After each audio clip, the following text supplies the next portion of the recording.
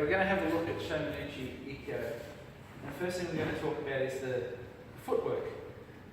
So Robin intends to come and cut me, and my back foot comes up to the T-step position. This sets my body in the vertical plane, so I'm vertically aligned here. My hands reach out to make connection with Robin's hands, and then my front foot steps forward, but my weight doesn't transfer onto it. And from here, my centre of my body cuts into the centre of his body and starts to collapse the structure, and then the weight of the hands fall under the weight of gravity. Yeah? So I'm not pushing down at all. So once again, T-step up, contact, sliding forward, collapsing the structure. So in a vertical, the spine is stretching here. When I'm coming into this position here, my next action is to actually straighten my sacrum or stand my spine here at this point in time, and then step, transfer my weight forward. This is similar to Sensei's stepping and walking across the mat. Yeah, so we're here, step, transfer weight, pull down with the front foot, keep pulling down, transferring weight, going backwards and forwards. So we're utilising these basic principles that Sensei teaches us. So T-step up, across. This leg doesn't push, this leg pulls. The front leg is pulling down to execute the technique. Again, pull.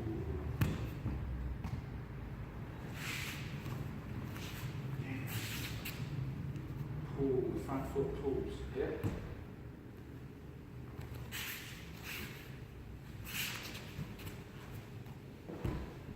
The other thing that's important is what the hara is doing. So Robin intends to come at me. The first thing that happens is my hara goes forward. Here, and on contact, this is my hara that moves in as his body starts to collapse. It turns just slightly, and then from here, the front of the body falls away. It starts to empty as the back starts to fill.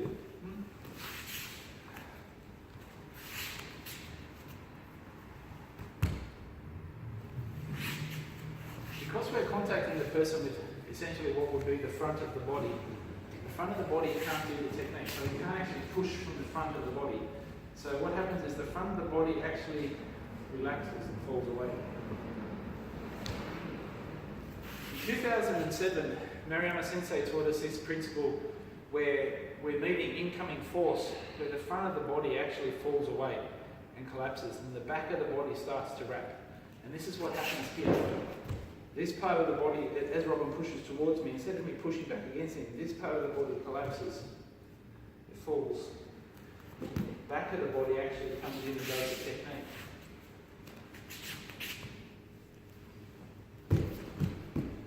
To make these things happen, the feet have to be absolutely connected to the ground. So we can't be doing this and leaning at any point in time. Yeah, it means that I've launched myself into his structure. So carry myself forward and down. Yep. One of the other things that's happening is, as Robin's coming towards me, my energy is travelling. So I always say to my students, I feel like I'm breathing the feet out from underneath the person. But what I'm essentially doing here is my energy is travelling underneath the sole of my foot, up the back of my body, and then down the front of my body. So it's like a wave. And this happens as the person comes in. I'm already starting to do it. The back is drawing up, and then moon shadow foot, and then it's closing. This essentially makes an orbit of my body. It's called the small orbit, but it's the function that you're supposed to learn when you're practicing Funakogi. Okay?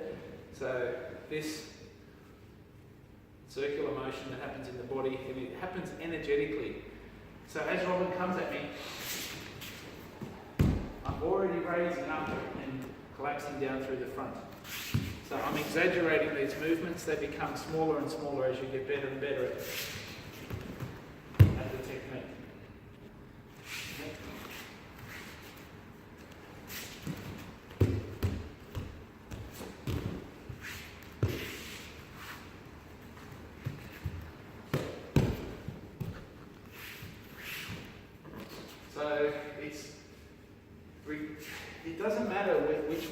stepping, the feeling of the technique is what makes it work. So if we're looking at the basic syllabus technique, then Robin comes in and I'm here and I'm up and then I'm down.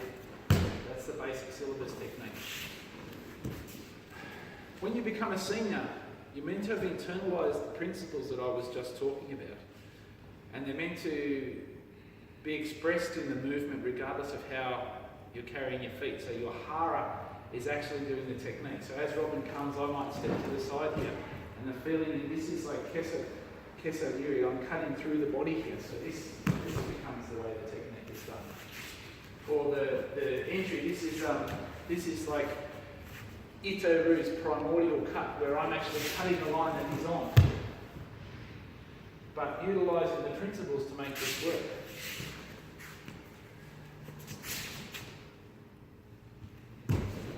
The second part of what I'd like to talk about is the ukemi side of things. So when I'm contacting Robin here, one of the things he's not doing is his energy is not going back over there because he can't. If his energy is travelling this way, it has to continue to travel this way. So for him to step forward and back and do it, this is not ikkyo, and he is losing his part of the learning process, which is to absorb and redirect my energy down into his legs.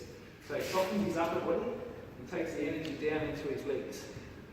The reason for this is he's trying to strengthen his legs and he's trying to internalise the principles that make Aikido work. Yeah. So one more time, he's through here, turns his body down. Yeah. We'll just have a look at ikkyo just a couple more times and then I'll finish. So here.